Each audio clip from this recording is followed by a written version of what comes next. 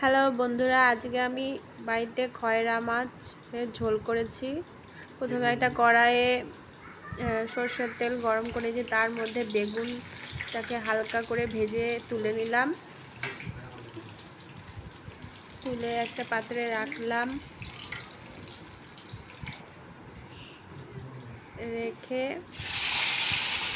তারপরে কড়াইয়ের মধ্যে দেশি খয়রা মাছ ভাজলাম, হালকা করে ভেজে আবার ওই পাত্রে রাখলাম।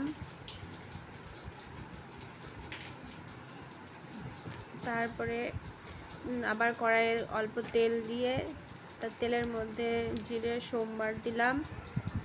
সোমবার দিয়ে তার মধ্যে আদা, জিরে, টমেটো, লঙ্কার গুঁড়ো, হলুদের গুঁড়ো, লবণ দিয়ে ওটাকে ভালো করে মিশিয়ে যখন তেল ছেড়ে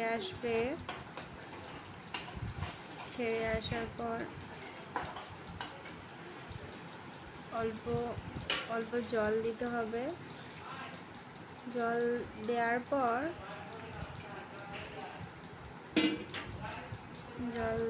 পর যখন জলটা ফুটে আসবে, তার মধ্যে দেশি খয়রা মাছটা আর বেগুন ভাজাটা দিয়ে অল্প জল দিয়ে ঢাকা দিয়ে রাখতে হবে। রাখার পর